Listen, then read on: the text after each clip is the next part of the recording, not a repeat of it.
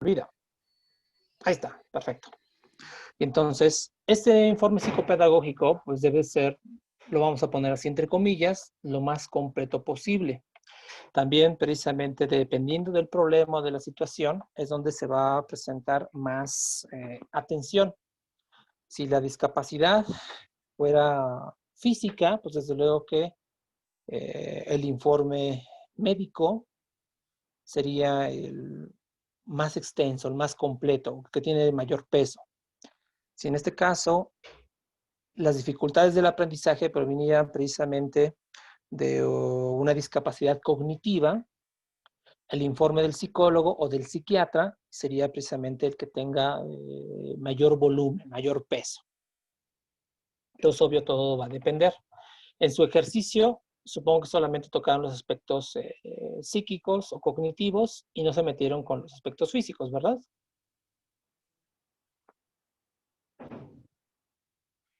Pues no, pues no, en la física no nos, nada más, por ejemplo, nos pidieron que del nacimiento, que no sé si fue, bueno, en mi caso yo le puse si fue parto o cesárea, como lo más básico, básico, para que esa parte no se quedara como vacía, pero no, no nos metimos así, si tenía esto o si tenía lo otro.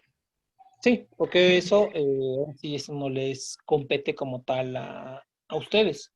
En un informe psicopedagógico, si bien en este caso la parte esa hecha por el médico, viene su nombre, cédula profesional, que avale ese asunto. En muy pocos casos se hace, ¿eh? Repito, el informe psicopedagógico cuesta mucho, tanto dinero, tiempo y esfuerzo, entonces es algo complicado, ¿eh? Pero qué bueno que hayan hecho este ejercicio. También el informe psicopedagógico debe de contemplar lo siguiente: causas individuales y grupales, siempre y cuando tengan relevancia para poder afirmar que debido a eso existió una alteración. Por ejemplo, una persona que desde pequeño tuvo déficit en su alimentación, menor cantidad en este caso de hierro, pues a la larga pudo haber producido un ligero retardo cognitivo. Causas grupales, que hayan estado jugando, lastimaron al menor, lo golpearon en la cabeza y obvio de eso se originó precisamente en problemas. Entonces el informe pedagógico, siempre y cuando existiera una alteración, se debe de especificar qué fue lo que motivó esa posible alteración. Un diagnóstico y un tratamiento en caso de ser necesario. Es decir, ¿a qué profesionistas asistió? ¿Con qué profesionistas? ¿Con el médico, con el psiquiatra, con el psicólogo, con el foniatra? ¿Con quiénes y qué hicieron? Se debe de especificar precisamente ahí. Y se dan cuenta, todos estos elementos que estamos citando, pues no es más que evaluaciones. Una evaluación médica, una evaluación psiquiátrica, una evaluación psicológica. De hecho, eso es el informe psicopedagógico, un conjunto de diversas evaluaciones que se realiza al sujeto en diferentes ámbitos.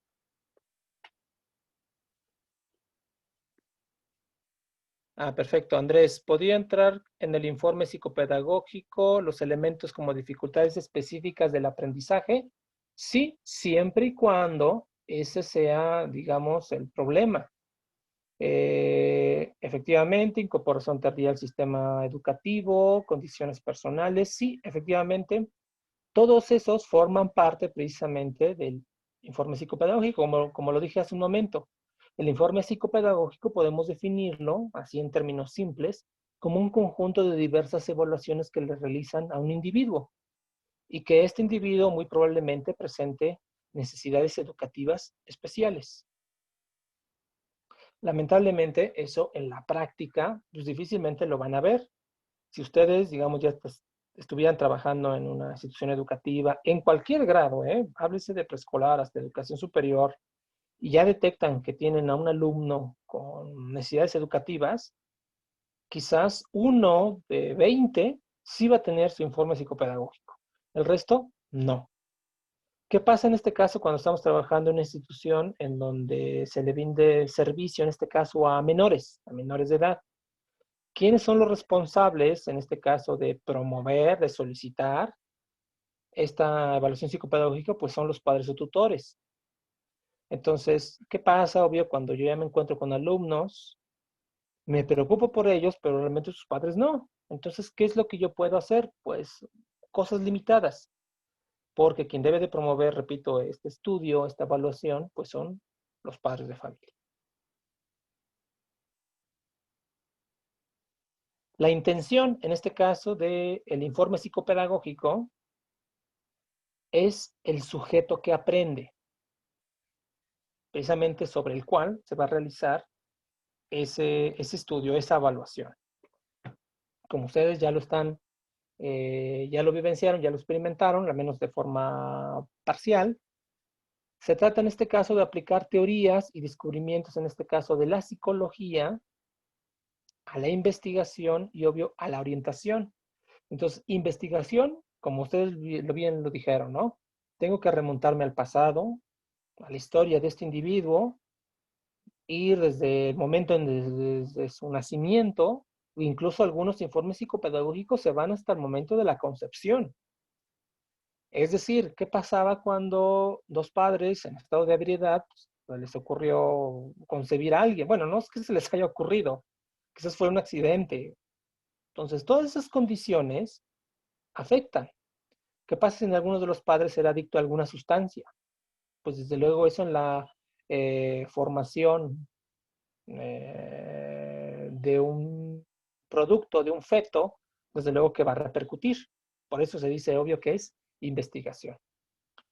Y orientación, en el plano, como ya lo acaba de mencionar su compañero Andrés, pues si ya sé qué es lo que tiene, qué padecimientos físicos o psíquicos pueda tener un individuo, pues entonces, ¿qué es lo que se puede hacer al respecto? Puede. Siempre hablamos, obvio, de posibilidades. Entonces, la escuela no está obligada a solucionar los problemas. No, no lo está, porque no tiene los recursos y no fue hecho para eso. Pero obvio, sí debe de contribuir en mayor medida a la adaptación de esta persona a la escuela, al ámbito escolar, en un primer momento, y desde luego una inserción al grupo social al cual pertenece.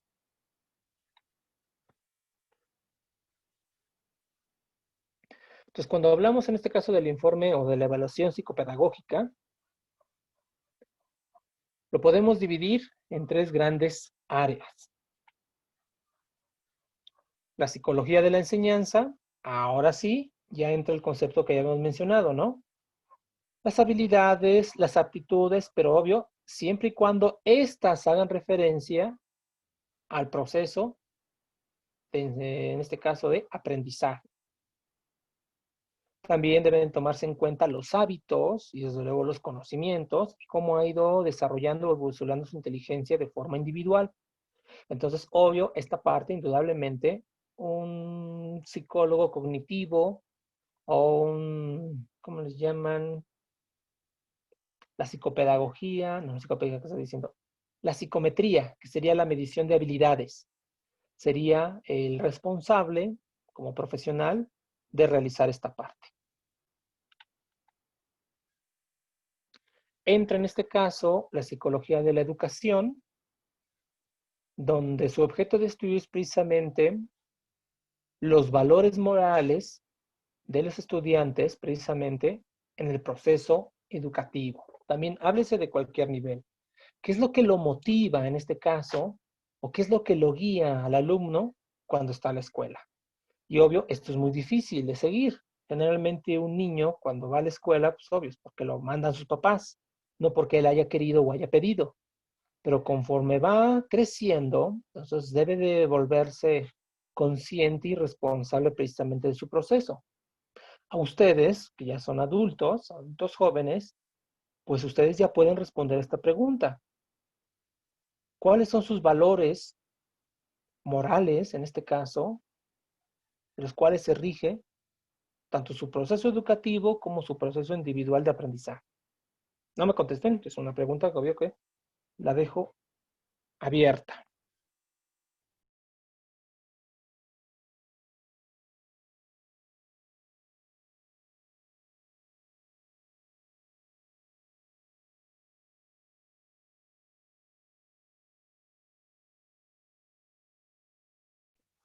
Eso es. Y desde luego, debe de buscarse o promoverse, en este caso, la evaluación educativa tendría un objetivo implícito, la adaptación al cambio. El informe o la evaluación psicopedagógica tiene como intención esa, promover cambios en el plano individual, en el plano familiar, en el plano institucional, hablando obvio de la escuela, un cambio dentro del salón de clases, un cambio en el estilo de vida del individuo y desde luego un cambio en la sociedad. Cuando ya decimos, bueno, tal sujeto tiene tal padecimiento, tal trastorno, tal necesidad educativa especial, pues lo que sigue es precisamente adquirir o preocuparse precisamente en que este individuo adquiera las competencias mínimas necesarias. Ahí póngale, adquirir las competencias mínimas necesarias precisamente para su desarrollo, para su desenvolvimiento. Y también hay que tener mucho cuidado. Habrá algunos casos en los que lo que se puede hacer sea muy, sea muy pequeño, sea muy breve, pero aún así, cada uno tiene la responsabilidad de contribuir a una mejor adaptación.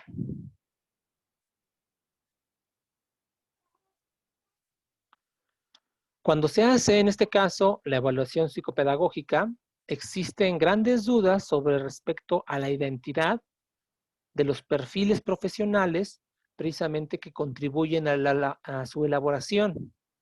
Aquí en México y más en la educación pública, cuando sospechamos de que existe alguien con necesidades educativas especiales, ¿qué es lo que se hace? Pues se remite a una institución pública también, que por lo regular es ¿cómo se llama este? Se me acaba de ir el nombre. ¿Dónde mandan a los niños con problemas de aprendizaje? Voy a ver mi acordeón. A escuelas especiales, ¿se le puede decir? No, ya no existen esas escuelas especiales. Ya digamos que por decreto deben de desaparecer. ¿Cómo se llama esta cosa? ¿Te lo vemos? USAER, a la unidad de servicios educativos.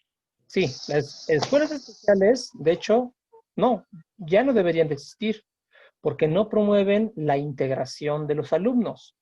Lo que hacen las escuelas especiales es, digamos, trabajar por su cuenta y entonces, ahora sí, cada quien se rasca con sus propias uñas, pero no, ya no son las escuelas especiales. Lo dice el artículo 3º constitucional y la Ley General de Educación. En este caso, la escuela pública debe de brindar los servicios, la inclusión, en este caso, pues de todos los alumnos. No importa su condición, sexo, raza, creencia, etcétera. Muy bien. Entonces continuamos con eso. Sí, los mandan a USAER. ¿Y quién trabaja en USAER? Realmente, para ser honesto, no sé quién trabaja en USAER. Sí existen psicólogos, pero son psicólogos generales en la mayoría. Muy pocos de ellos tienen posgrados, precisamente que les permita realizar una evaluación psicopedagógica eficiente. ¿Dónde se encuentran los mejores psicopedagogos? Pues trabajan precisamente para instituciones de educaciones privadas, en donde sí hay el dinero, sí existen los recursos en este caso para invertir en un profesional. Eso es.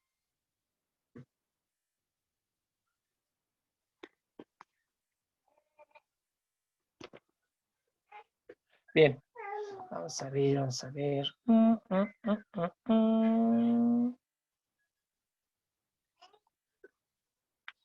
Bueno, estas son las funciones. Esto no lo vamos a ver.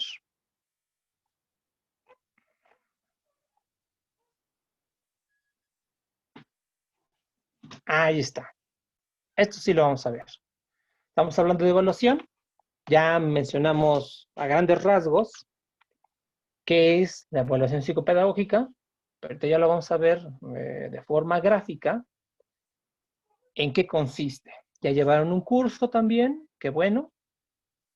Entonces, obvio, ahí lo presentamos.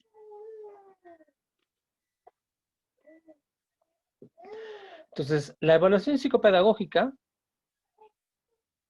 como bien lo mencionan, debe tomarse en cuenta el comportamiento, la conducta, la personalidad, las actitudes, en este caso, de un individuo, de una persona, al igual que su inteligencia. Y la inteligencia la podemos dividir en áreas. Sus aptitudes, sus intereses, su coeficiente intelectual, y de todo esto, la forma más rápida de lograrlo es a través precisamente de pruebas psicológicas o pruebas mentales.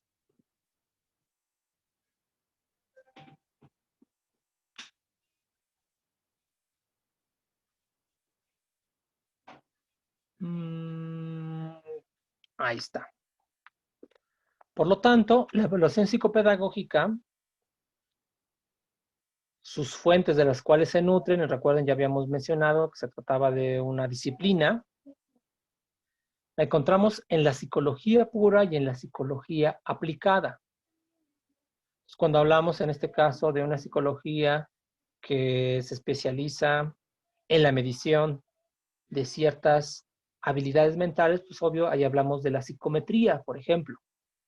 Si este individuo tuviera, un trastorno mucho mayor, ya sea de personalidad, de comportamiento, pues desde luego que estamos hablando de una psicología anormal o incluso de la psiquiatría, que nos ayude a entender, a comprender y desde luego a proponer soluciones.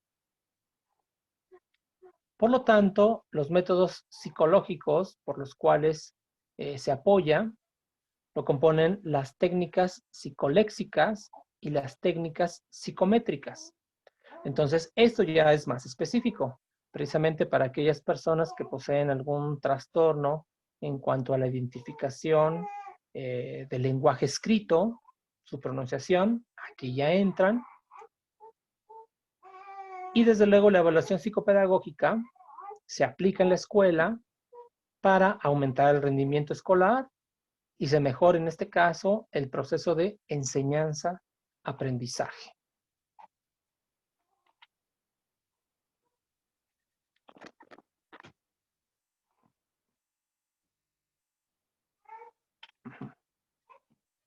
Esto todavía entra en nuestro tema. En este caso, esta evaluación psicopedagógica, el término que generalmente se emplea es el diagnóstico, entendido como cuál es el estado actual del sujeto dentro de un proceso de enseñanza-aprendizaje. Y por lo tanto, toda institución educativa no puede trabajar o no debe, no puede trabajar sin conocer cuál es el verdadero diagnóstico. Por ejemplo, estoy trabajando en otra institución educativa y ya pasando un año, pues me entero que uno de mis alumnos solamente le funciona medio cerebro. Entonces, eso es sorprenderse, ¿no? O sea, medio mundo sabía que le falta medio cerebro al alumno, pero lo único que no le han informado es al docente que lo está evaluando. Entonces, eso es bastante grave. Muchas veces se hace en este caso por no herir la susceptibilidad de ciertas personas, pero realmente si uno de los alumnos tuviera un problema, como lo estamos viendo, que dificulte este proceso, es ético que se comparta esta información. Es necesario que los profesores, los docentes y la institución sepan a qué situación se está enfrentando.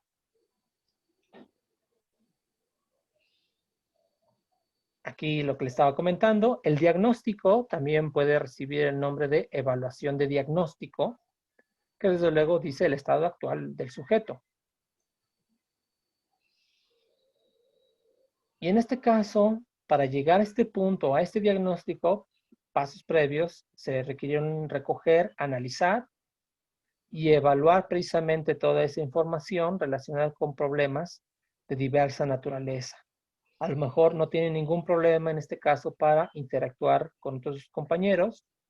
Entonces, es un sujeto que en su desarrollo social está muy bien, tiene un desarrollo óptimo, pero obvio, cuando se le pone a hacer una actividad en específico, le cuesta mucho trabajo o sencillamente se niega. Entonces, aquí hablamos precisamente que posee un problema de cierta naturaleza que le impide en este caso continuar con un proceso de aprendizaje más o menos normal.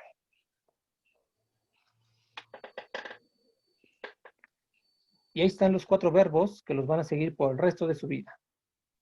La descripción, clasificación y la predicción del comportamiento, en este caso, de alumnos en el contexto escolar en diversos grados. Entonces, esta parte recae directamente precisamente del informe psicopedagógico o de la evaluación psicopedagógica, precisamente para ir haciendo más sencilla, más llevadera este trabajo, este proceso de enseñanza-aprendizaje.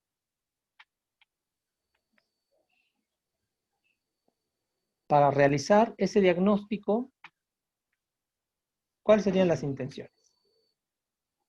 Ya lo mencionó su compañero Andrés, identificar las necesidades educativas y el desarrollo en general. ¿Cuántos tipos de desarrollo podemos clasificarlos de acuerdo con el ser humano?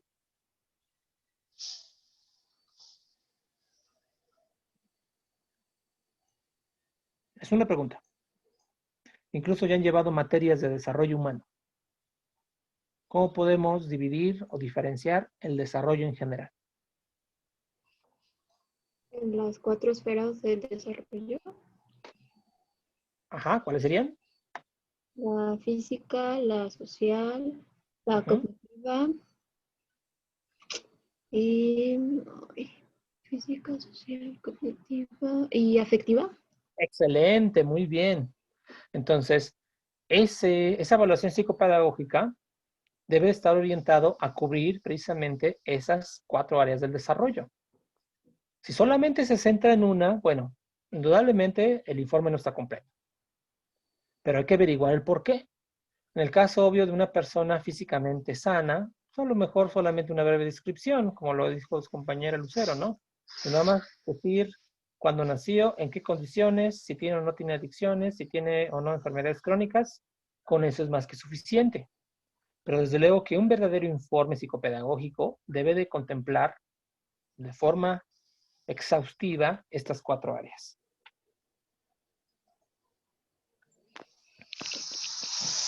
Comprobar en este caso el progreso del alumno en su aprendizaje y, como también ya lo hemos visto, en su desarrollo en general. Entonces, si ya se está haciendo algo al respecto, siempre hay que hacer un comparativo. Recuerden este caso de la evaluación. ¿Cómo se inició? ¿Cómo se está desarrollando? Y desde luego, ¿cuál ha sido en este caso el producto final? ¿Qué se derivó de esto?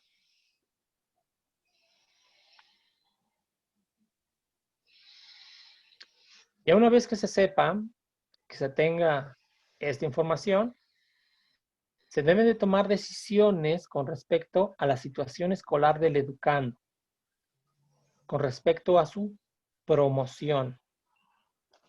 ¿Qué es la promoción?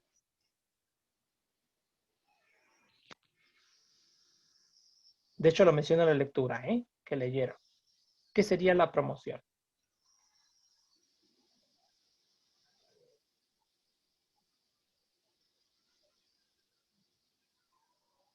Es una pregunta.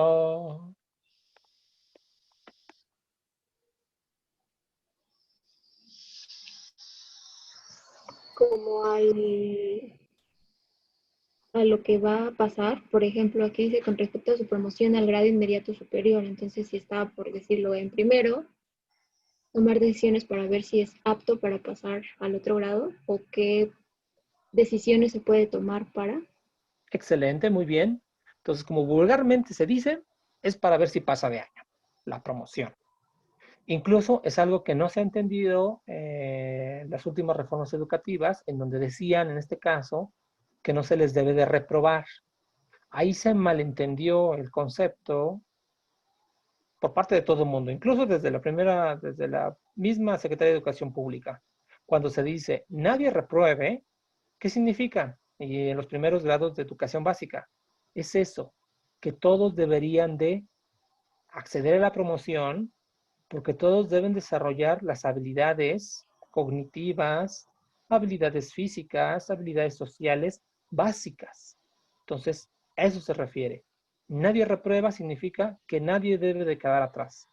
Debemos de Profe, yo partir. tengo una duda, perdón. Adelante, adelante. Profe, yo tengo una duda. Lo que pasa es de que antes se consideraba que con 5 materias ya era repetidor y ahora ya no estoy segura de si son 4 o son 3. Uh-huh. Bueno, Eh, continúa, continúa. entonces, profe, yo tengo esa duda porque bueno, ahorita en este caso, de los que llevo yo de segundos años, me comentan los padres que están preocupados porque deben 3 materias de primer año y ahorita que pasan en segundo, que creen que van a reprobar, pero me dicen, ¿sabes qué? Que la nueva reglamentación que dio el presidente de educación pública y el de la República dijeron que no, que los niños no deben de reprobar, así que por lo tanto, ¿qué va a proceder? Incluso no hubo certificados, no hubo boletas. Entonces, profe, ahí, ¿qué procede? Adivina que esa es una gran laguna administrativa, política, que no está tan fácil de resolver. Entonces, lamentablemente, quienes están a cargo de las instituciones públicas no conocen del negocio de la educación. Y me refiero a negocio precisamente entendiéndolo a cómo son las relaciones, qué es lo mínimo necesario en este caso para poder avanzar. Y entonces, a muchas personas se les considera fácil, ¿no? Que nadie repruebe. Pero sí, ¿qué implica todo eso? Entonces, sí, yo soy de la firme creencia que en ciertos grados nadie debe reprobar. Y eso no significa que se les regale calificación, significa que se desarrollen las habilidades mínimas necesarias, en este caso, obvio, para poder continuar. Y entonces, dentro de las limitantes, si el alumno sencillamente, a través precisamente de una evaluación psicopedagógica, demuestra que hasta ahí llegó, pues hay que ser honestos, se hizo lo que se pudo, pero estamos conscientes, desarrolló lo mínimo necesario. Ya contestando tu pregunta, pues adivina qué, eso apuesto que ni los políticos lo saben. Entonces, ¿qué pasa cuando se deroga una ley? Cuando entra una nueva, entonces la pregunta es, ¿qué pasaba con los casos anteriores? ¿Prosiguen o no prosiguen? Si no me equivoco, en un aspecto legal, no hay en este caso, ¿cómo le llaman ese concepto? Retrógrado. Significa que si una ley apenas entra en vigencia, todos los casos de fechas anteriores no aplican para la nueva ley. Esto es por lo regular, pero apuesto, y ahorita menos con esta contingencia sanitaria, ¿cómo le van a hacer precisamente si procede o no el certificado, si hay una promoción de grado o no? Entonces, ahorita estamos en la incertidumbre. Cada quien está jalando por su rumbo porque no se han puesto en este caso a meditar. Y aquí el problema, se ponen a trabajar sin que haya en este caso una evaluación psicopedagógica o no psicopedagógica, en este caso que respalde el trabajo de los docentes. Entonces, no, lamentablemente no puedo responder a tu pregunta.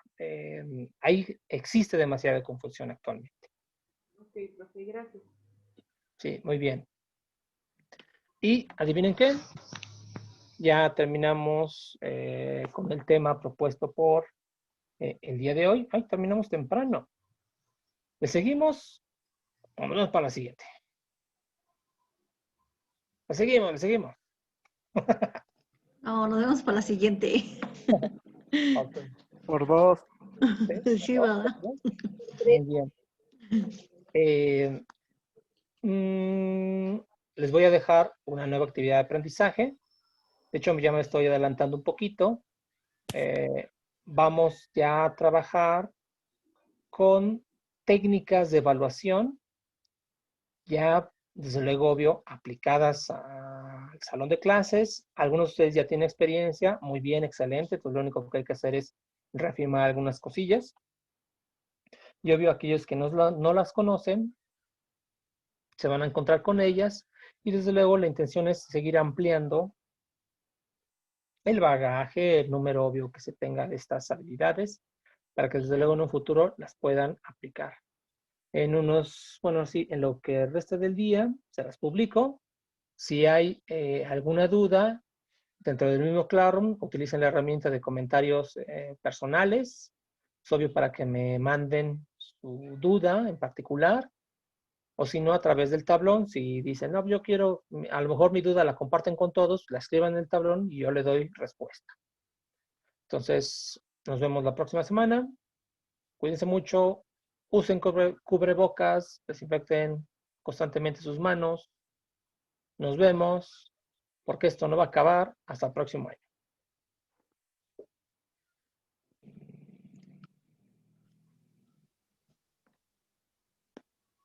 Sí, profe, gracias. Sí, profesor, gracias. Gracias, profe. Bye.